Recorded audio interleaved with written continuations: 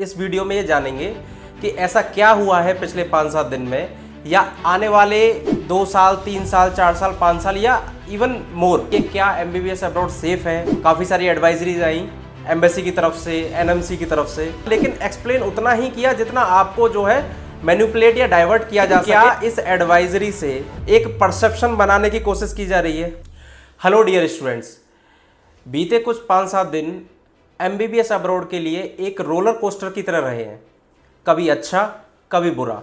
ये हम बात क्यों कर रहे हैं, ये आज हम इस वीडियो में ये जानेंगे कि ऐसा क्या हुआ है पिछले 5-7 दिन में या आने वाले 2 साल 3 साल 4 साल 5 साल या इवन मोर जो बच्चे पढ़ने जा रहे हैं या पढ़ रहे हैं उनके लिए क्या एमबीबीएस अब्रॉड सेफ है, क्या उनके लिए एडवाइजरी आई है, क्या एनएमसी ने एडवाइजरी निकाली है, क्या ये कंक्लूजन है।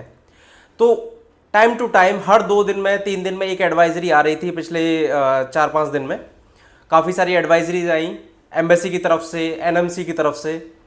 तो हर किसी ने एक अपना अपना पक्ष रखा, उसमें वीडियो बना के उन्होंने एडवाइजरी को जितना उन्होंने समझा उतना आपको एक्सप्लेन किया, या किसी ने समझा पूरा लेकिन एक्सप्लेन उतना ही किया जितना आपको जो है मैनिपुलेट या डाइवर्ट किया जा सके अपने पर्टिकुलर कॉलेज के लिए, जिससे आप दूसरे कॉलेज में एडमिशन ले सको। हम बात कर रहे हैं बेसिकली जो बहुत ज़्यादा चर्चा में एडवाइजरी जो 4 कॉलेजों को लेकर आई थी, Samarkand, Tashkent, Bukhara and TSMU branch, TIT college offshore करके जो एक बेंगलोर में है। एडवाइजरी हम बिल्कुल एक्सप्लेन नहीं करेंगे, आप पढ़े लिखे हैं, डॉक्टर बनने जा रहे हैं, आपको इंग्लिश आती है, आप खुद से पढ़ सकते हैं।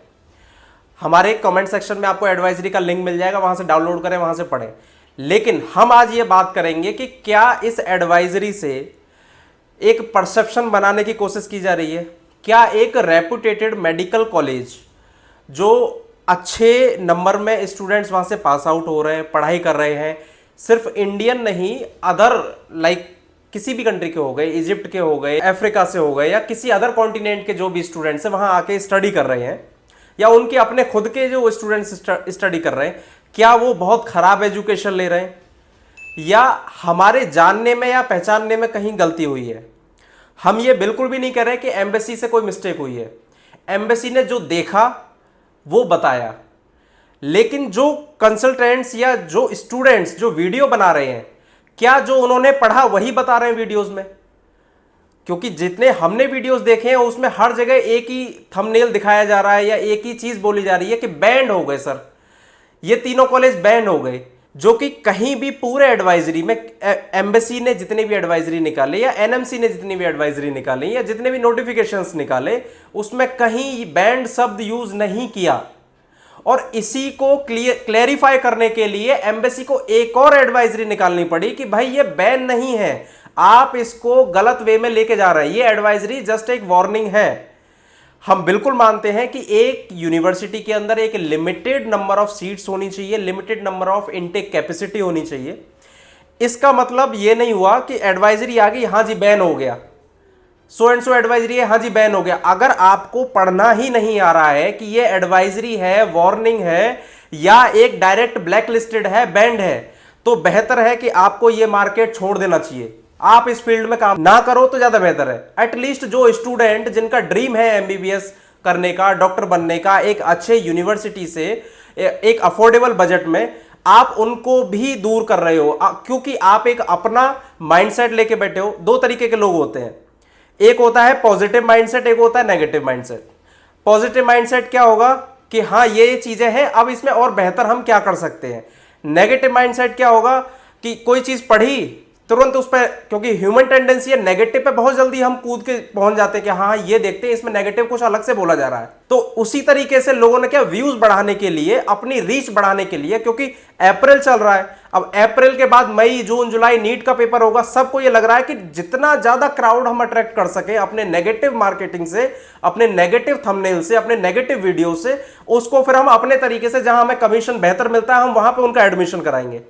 लेकिन ये बहुत गलत है, ये उन स्टूडेंट्स के लिए गलत है जो जेन्युइनली एक अच्छे कॉलेज से ये सोच रहे हैं या एमबीबीएस करने का प्लान कर रहे हैं।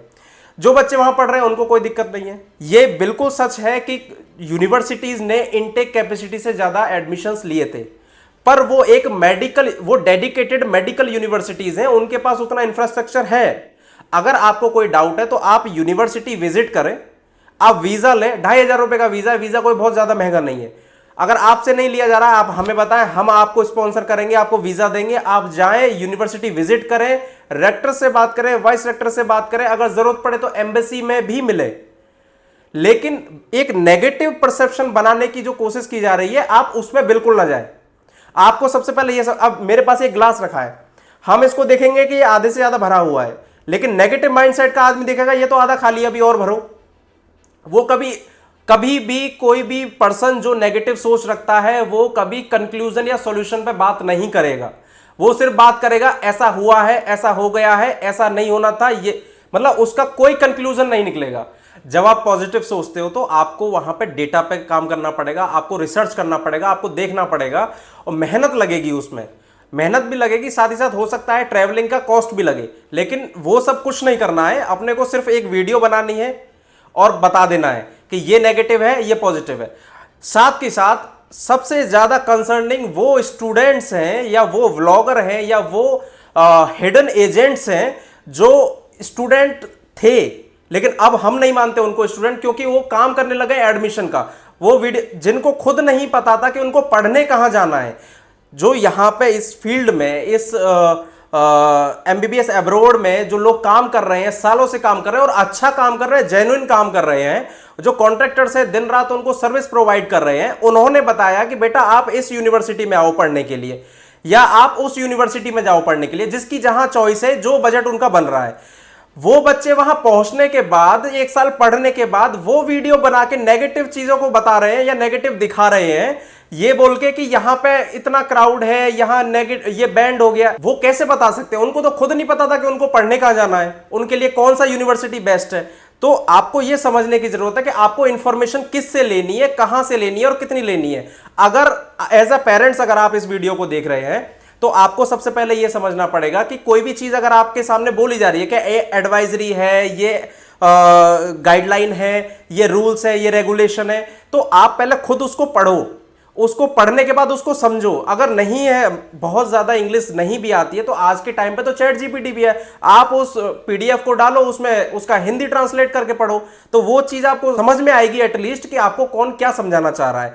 बेसिकली एडवाइजरी में कहीं से कहीं तक ये चीज नहीं बोली है कि ये तीनों यूनिवर्सिटीज को बैंड किया गया है। सबसे पहली चीज ये बिल्कुल क्लियर है कि बैंड नहीं है, ये वार्निंग थी, एम्बेसी की तरफ से एक वार्निंग थी, जिसको हम एक पॉजिटिव वे में लेते हैं, क्योंकि एम्बेसी भी ये चाहती है कि जितने स्टूडेंट्स, इंडियन स्टूडेंट्स वहां पढ़ने जा रहे हैं, उनको एक अच्छे से अच्छा एजुकेशन मिले, अच्छा उनको प्रैक्टिकल एक्सपोजर मिले। और ये मैं आपको गारंटी के साथ कह सकता हूं, आप पूरे अब्रॉड में सिर्फ पहले 5 कंट्रीज को छोड़ दे, जो प्रोमिनेंट 5 कंट्रीज है, जहां से पढ़ के आके जब इंडिया आओगे तो लाइसेंस देने की जरूरत नहीं पड़ती। अगर आप उसको साइडलाइन कर दें, अगर यूरोप के कुछ प्रोमिनेंट कॉलेजेस को साइडलाइन कर दें, तो उज्बेकिस्तान का एमबीबीएस सबसे अच्छा है, क्योंकि सबसे बड़ा रीजन है मेडिकल टूरिज्म। वहां पर अपने इंडिया से इतने सारे जो बड़े ब्रांड्स हैं हॉस्पिटल्स के, उन्होंने अपना इन्वेस्टमेंट किया है, वहां पे इन्वेस्ट करके वहां पे डॉक्टर्स जा रहे हैं, वहां पे डॉक्टर्स हमारे बैठ रहे हैं, ट्रीट कर रहे हैं पेशेंट्स को। वहां के जो डॉक्टर्स हैं, वहां के जो प्रोफेसर्स हैं, उनको भी ये समझ में आ रहा है कि इंडियन स्टूडेंट्स को या इंडियन क्राउड को, जो बच्चे वहां से पढ़ने के लिए आ रहे हैं, उनको बेसिकली किस तरह का हमें एजुकेशन प्रोवाइड करना है। इवन जो यूनिवर्सिटीज के अंदर प्रोफेसर हैं या टीचर्स हैं, वो भी इंडिया आते हैं और इंडिया आके कुछ समय यहां रहते हैं, देखते हैं चीजें और एनालिसिस करते हैं कि हमें बच्चों को पढ़ाना कैसे है। जब और ये सारे एफर्ट्स कौन डाल रहा है? ये सारे एफर्ट्स डाल रहे हैं यूनिवर्सिटी के कॉन्ट्रैक्टर्स, जो आज की डेट में जिनको ये बोला जा रहा है कि ये सबसे बड़े विलन है।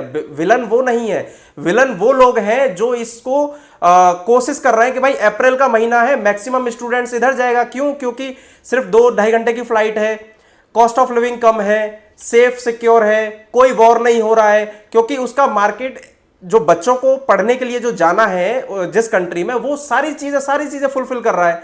अब तो एडवाइजरी में एक और जो 3 अप्रैल को एडवाइजरी आई है, उसमें भी ये लिख दिया है कि जो एम्बेसी को कंफर्मेशन मिला है कि मिनिस्ट्री ऑफ फॉरेन अफेयर की तरफ से कि जो बच्चे उज्बेकिस्तान से या उज्बेकिस्तान के कॉलेज से जितने भी डिग्री लेकर गए हैं वो यहां पे एज अ डोमेस्टिक स्टूडेंट्स, जो वहां के डोमेस्टिक स्टूडेंट्स हैं, जो वहां के लोकल स्टूडेंट्स हैं, उनकी तरह इंटरनेशनल भी प्रैक्टिस कर सकता है। तो डेफिनेटली चीजें क्लियर हो रही हैं। बताने वाला आपको क्या करेगा कि वो 3-4 लिस्ट जो भेज देगा कि ये कॉलेज बैन हो गए। पहली बात तो वो बैन नहीं हुए, लेकिन फिर भी वो आपको भेज देंगे।